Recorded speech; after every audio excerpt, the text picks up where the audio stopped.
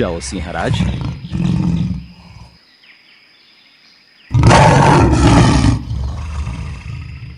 क्यों इस हिरन को मारने में लगे हो?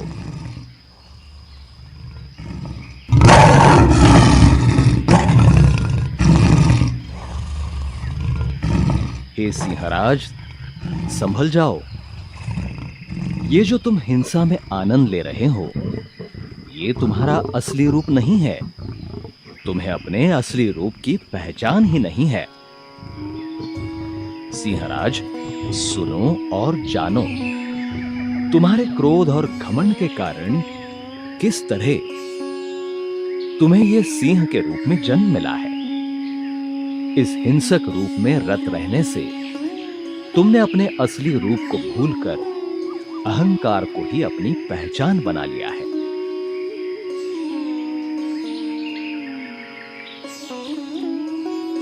अपनी भील की पर्याय में भी तुम ऐसे ही हिंसक रहे थे। देखो,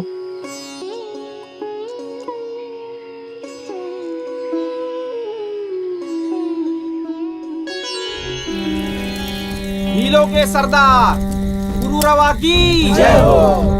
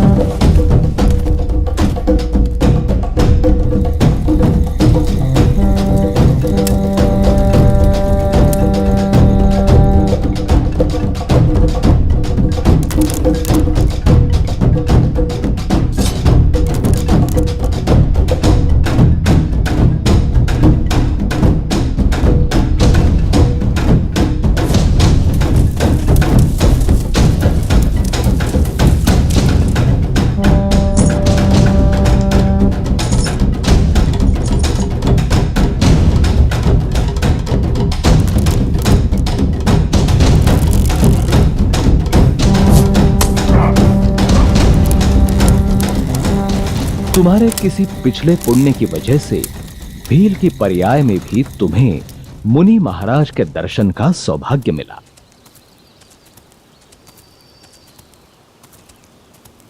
वाह, यहां कोई शिकार जान पड़ता है।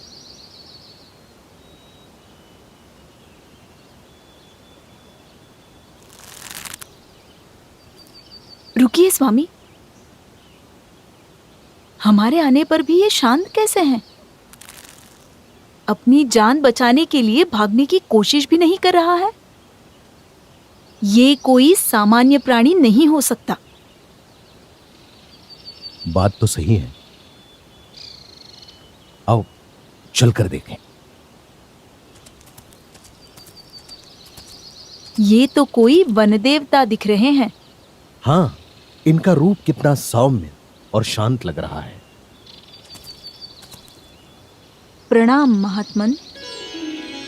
प्रणाम। हे महात्मन, आप कौन हैं? और इस निर्जन और भयानक जंगल में कुछ भी नहीं होते हुए भी इतने सुखी और शांत कैसे हैं? भय, छल और क्रोध जैसे भाव तो आपके निकट भी नहीं दिखाई दे रहे। ये कैसा सुख है आपके पास? हे भीलराज, मेरे पास आत्मिक सुख है। ये हम सब में स्थित है। ये किसी भी बाहरी वस्तु या परिस्थिति पर आधारित नहीं है। जो सुख हमें बाहर में दिखाई पड़ता है, वो केवल सुख का आभास है।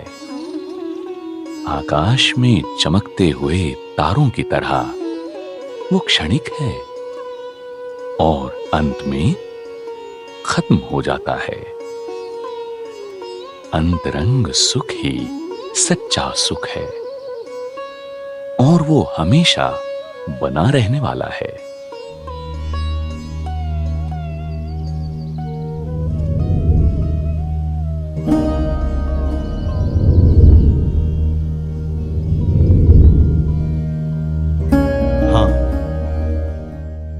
मैंने आज तक जितने भी कार्य किए वो अपने मान और अहंकार की पुष्टि के लिए किए, और उनसे जो भी सुख मिला वो बस थोड़े ही समय तक रहा, और मैं हर बार नए सुख को पाने में ही लगा रहा। महात्मन, मैं अहंकार में इतना डूबा रहा कि निर्दोष और निर्बल प्राणियों को मैंने कुछ नहीं समझा, उन पर अत्याचार किए। मैं कितनों के दुख का निमित्त बना हूं। अपने थोड़े से सुख के लिए मैंने न जाने कितनी हिंसा की है। अब आप कृपा कर बताइए, जो परम सुख आपके पास है वो कैसे प्राप्त हो सकता है? हे भीलराज, जब तक तुम कर्म बांध रहे हो तब तक असली सुख प्राप्त नहीं हो सकता। मांस, मद्य और मधु खाना, चोरी करना, बहुत अधिक परिग्रह करना, ये सब हिंसा के कार्य है और आत्मिक सुख का घात करने वाले हैं। अतः तुम अहिंसा व्रत का पालन करो। अहिंसा ही परम धर्म है। इसके पालन से तुम्हारा जीवन निर्मल और सरल होगा।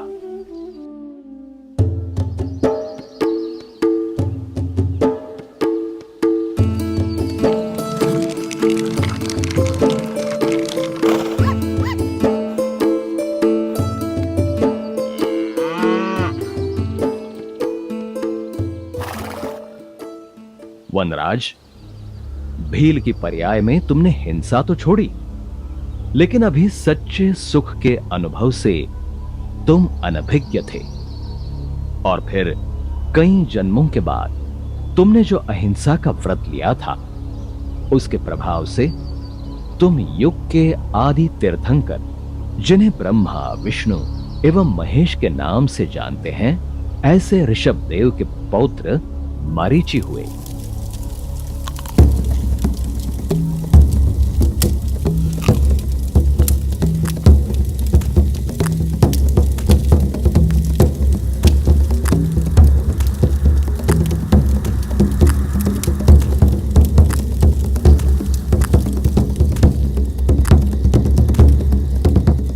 बूढ़े,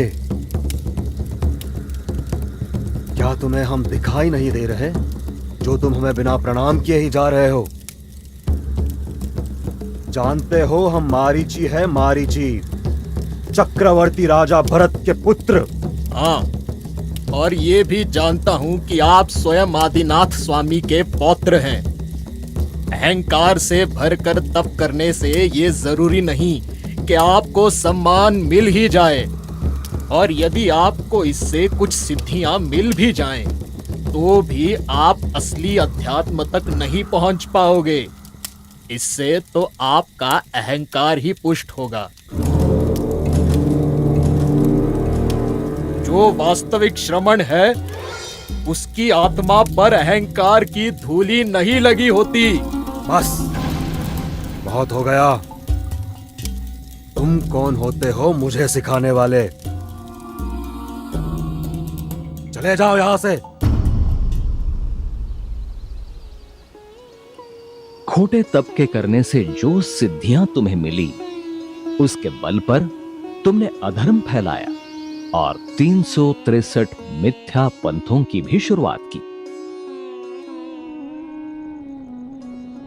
सिंहराज, कई भवों के बाद में तुम त्रिपृष्ठ नाम के नारायण बने। तुम जीवन भर राज्य, संपत्ति और विलास के साधनों में ही डूबे रहे। मैं सबसे वैभवशाली राजा हूं। मैं सबसे बलशाली हूं।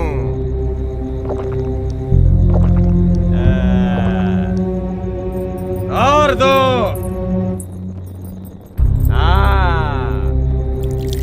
मैं सबका स्वामी हूं। सभी राज्य अब मेरे अधीन है। मैं ही सबसे महान राजा हूं।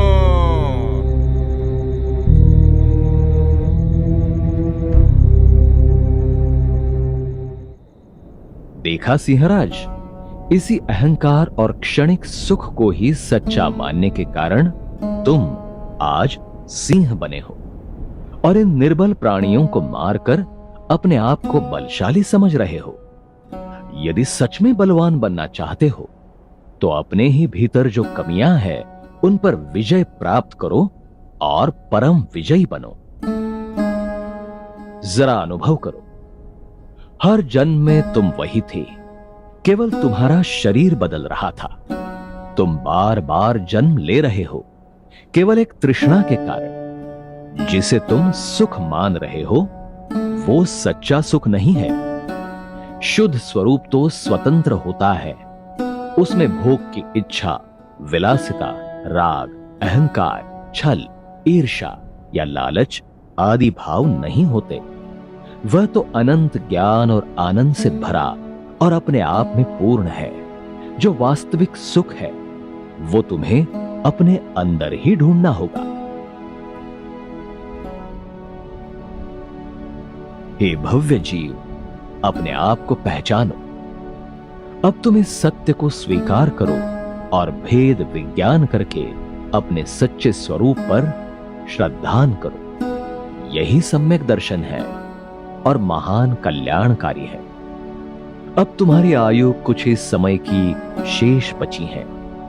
इस बचे हुए समय में क्षमा भाव को धारण करो। सिंह ने मांस भक्षण त्याग कर सलने खना लिए। आयु क्षीण हो उससे पहले स्वयं ही शरीर का त्याग कर दिया। पूर्ण जागृत अवस्था में वो अपनी चेतना में स्थिर हुआ और सभी प्राणियों के लिए मन में मैत्री का भाव धारण किया। मरण समय अहिंसा व्रत और शांत परिणाम रखने के कारण वो आत्मा के विकास की दिशा में चल पड़ा और आगे उसने राजा नंद की पर्याय में जन्म लिया। महाराज, आप महान हैं। आपके जैसा नीतिमान राजा मैंने आज तक नहीं देखा। महाराज, कुछ ही दिनों में ये सुंदर मंदिर का निर्माण पूरा हो जाएगा। हमने राज्य के कुशल से कुशल कारीगर लगाए हैं। अति उत्तम कार्य मंत्री जी। मेरे पास सारी राज्य संपदा है और सारे सुख हैं, पर इनके होते हुए भी मुझे तृप्ति नहीं मिल रही है। नमोस्तु महाराज। सत्य क्या है? मैं कौन हूं? यह तृप्ति क्यों? हे राजन, संसार के सुख में तृप्ति नहीं है, तृप्ति तो संतोष में है। उसके लिए तुम सबसे पहले समता भाव धारण करो। सभी प्राणियों को बिना कोई भेदभाव किए समान दृष्टि से देखना, यही समता है। बड़े बड़े ऋषि मुनि इसी की साधना करते हैं।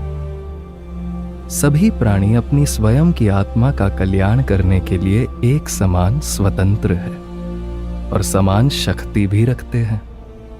चाहे फिर वो धनवान हो या धनहीन, बलवान हो या बलहीन, वो एक चींटी हो या फिर चक्रवर्ती ही क्यों नहीं। हे राजन, अब आत्मा का स्वरूप समझो। जिस प्रकार स्वर्ण खदान में उसकी अशुद्ध अवस्था में रहता है और उसे शुद्ध करने के लिए अग्नि की आंच में तपाया जाता है, एक बार शुद्ध होने के बाद उसकी आभा अब मलिन नहीं होती, उसी प्रकार आत्मा भी ध्यान रूपी तप की अग्नि में तपने से अपने शुद्ध रूप को प्राप्त कर लेती है। ये शुद्ध स्वरूप ही आत्मा का वास्तविक सुख है। आज मुझे जीवन का रहस्य समझ आ गया है। सभी प्राणियों में एक जैसा ही जीव तत्व है। मैं अभी से सृष्टि के समस्त प्राणियों के प्रति प्रेम धारण करता हूं। सभी जीवों का कल्याण हो। चत्तारि मंगलम अरिहंता मंगलम अरिहंता मंगलम।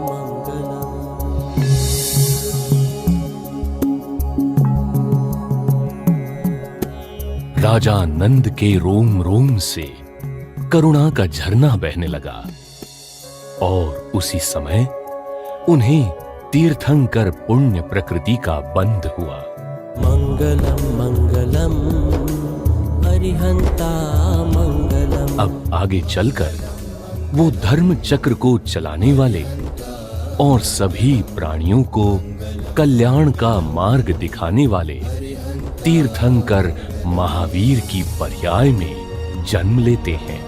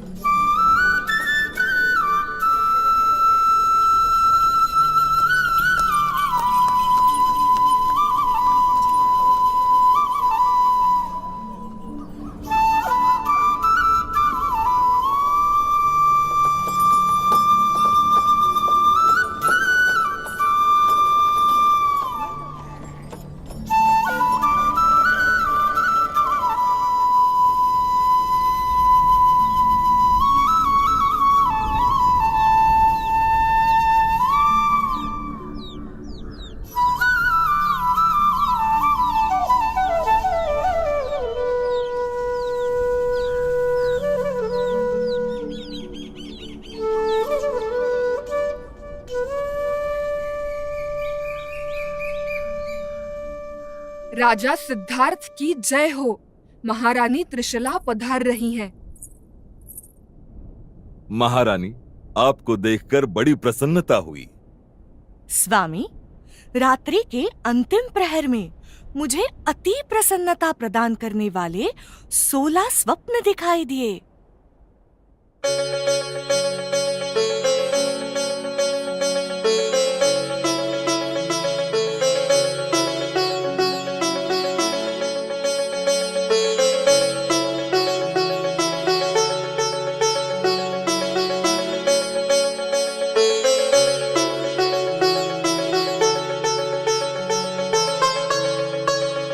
महारानी, आपकी ये स्वप्न 16 महान लक्षणों का निर्देश दे रहे हैं।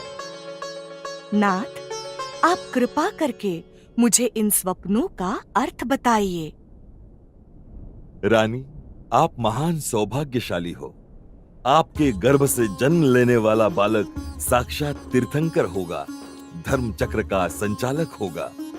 आपका पुत्र कर्म रूपी हाथियों को विनष्ट करने वाला, अत्यंत बलवान, सुगंधित शरीर वाला और सर्वश्रेष्ठ ज्ञानी होगा।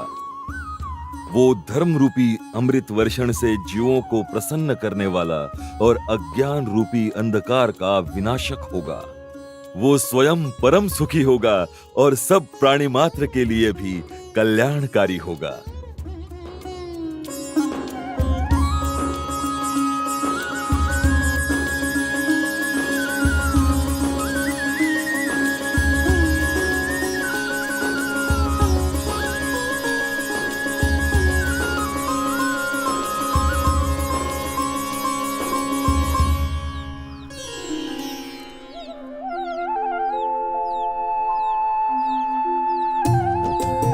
चतुर्थ काल में जब तीर्थंकर जैसी महान आत्माएं जन्म लेती हैं, तब स्वर्ग के देव भी उनके दर्शन करने के लिए धरा पर आया करते हैं और अपने भव को सफल बना लेते हैं।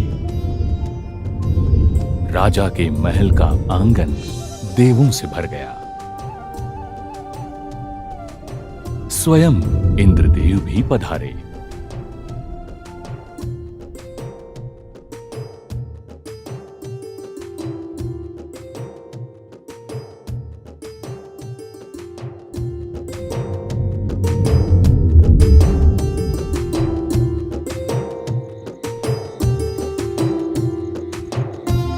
इंद्राणी शची ने बालक को उठाया।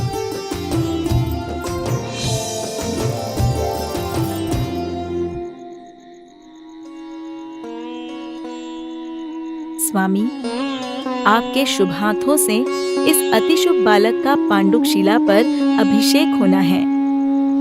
हाँ इंद्राणी शची, चलो हम इन्हें अभी सुमेरु पर्वत पर ले चलते हैं। जब तक रानी त्रिशला अपनी निद्रा पूर्ण करती है, उसके पहले ही हम बालक को यथास्थान पुनः रख देंगे।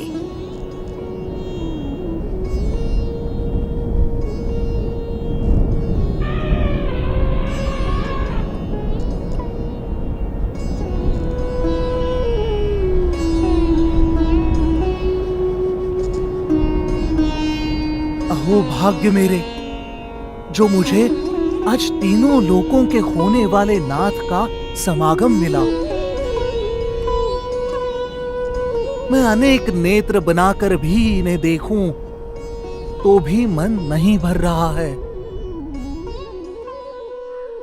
महारानी की जय हो, महाराज की जय हो, राजकुमार की जय हो। राजकुमार के शरीर में 1008 शुभ लक्षण है। वे असाधारण व्यक्तित्व को दर्शाते हैं। इनके द्वारा प्राणी मात्र का मार्गदर्शन एवं कल्याण होने वाला है। राजकुमार के जन्म लेते ही सभी का मन प्रफुल्लित हो गया है और राज्य का वैभव भी बढ़ गया है। आज से हम इन्हें वर्धमान के नाम से जानेंगे। बोलो राजकुमार वर्धमान की जय, राजकुमार वर्धमान की जय। राजकुमार वर्धमान विलक्षण प्रतिभा से युक्त है। इसके मुख पर आकर्षक तेज है।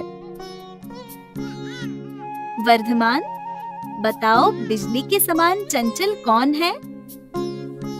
वर्धमान, क्या तुम जानते हो कि ऐसी कौन सी वस्तु है जो सबसे ज्यादा दुर्लभ है?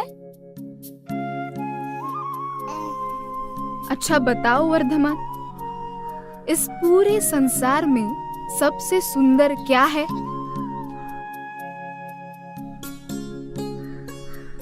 बिजली के समान चंचल है हमारी इच्छाएं और आकांक्षाएं, और संसार में सबसे दुर्लभ वस्तु है मनुष्य जन्म का पाना।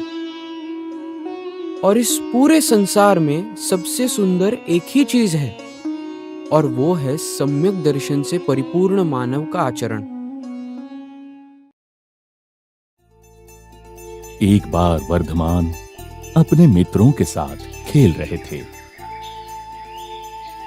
तभी उस वृक्ष पर एक विशाल काय सर्प आकर लिपट जाता है।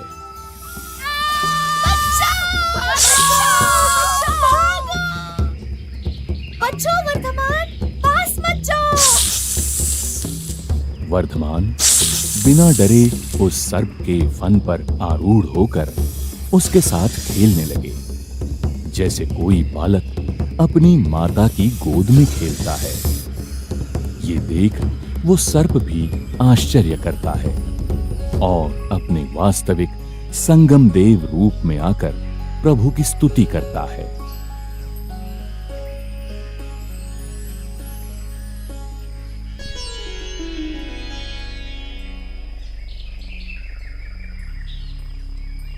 आपके साहस और बल की चर्चा स्वर्ग के देव लोग भी करते हैं। उत्सुकतावश मैंने आपके साहस पर आशंका की और आपकी परीक्षा लेने का सोचकर इस भयानक सर्प के रूप में यहां आया था। लेकिन आपका धैर्य और वीरता देखकर मैं नतमस्तक हो गया हूं। आपका शरीर वज्र के समान है और आपका बल अतुलनीय। आप एक महान वीर हैं भगवान, महान वीर।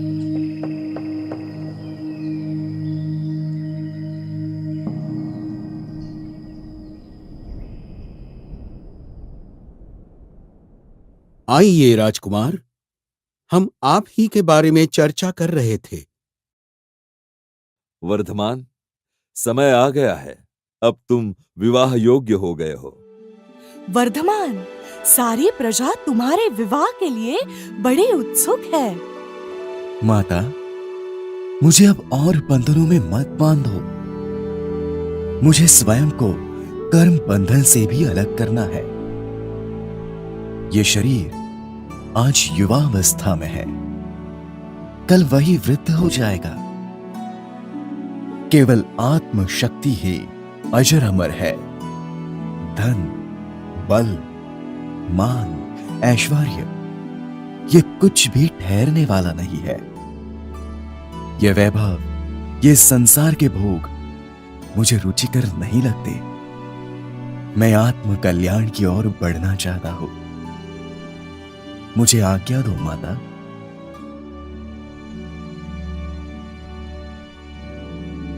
राजकुमार वर्धमान का यह कथन सर्वथा उचित है। मोक्ष मार्ग ही मानव जीवन का मूल है।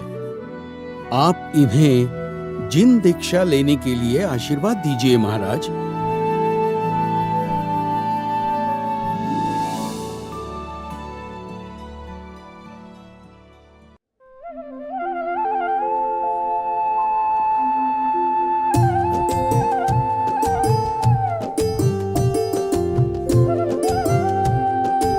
कुंडलपुर सहित भरत क्षेत्र के सभी लोग उत्साह से फूले नहीं समाये थे। राजकुमार वर्धमान की जय।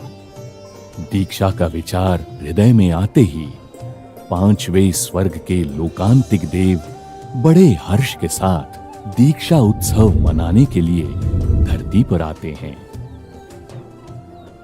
ये तो महावीर है। संपूर्ण जगत के प्राणी मात्र का मार्गदर्शन इनके द्वारा होना है। जय हो महावीर। राजकुमार वर्धमान की जय। राजकुमार वर्धमान की जय।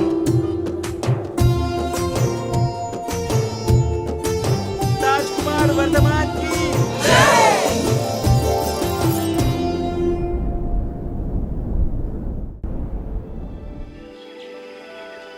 हम आपकी शरण पाकर धन्य हो गए। आप केवल धन, कुटुंब, वस्त्र, आभूषण, सेवक, भोग आदि बहिरंग परिग्रह से ही नहीं, बल्कि मिथ्यात्व, भय आदि अंतरंग परिग्रह से भी मुक्त हो गए हैं। आज आप निर्ग्रंथ हो गए हैं। अब 10 दिशाएं ही आपके वस्त्र हैं। अब आपकी साधना जन्म जरा मृत्यु से परे अंतिम सिद्धत्व की ओर है। ये पंचमुष्टि केशलोंज महावीर के संपूर्ण वैराग्य को बता रहा है। मुनिराज वर्धमान की जय हो। मुनिराज महावीर की जय हो।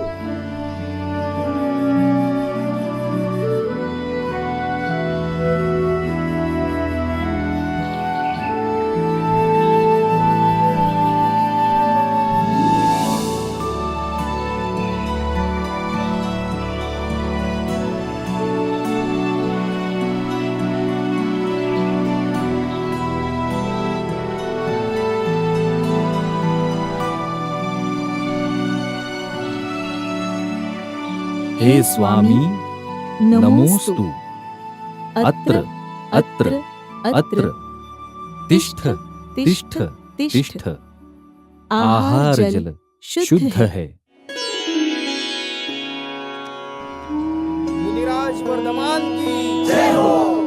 मुनिराज महावीर की जय हो। अहो भाग्य हमारे, जो हमें मुनि महावीर का आहार देखने को मिला।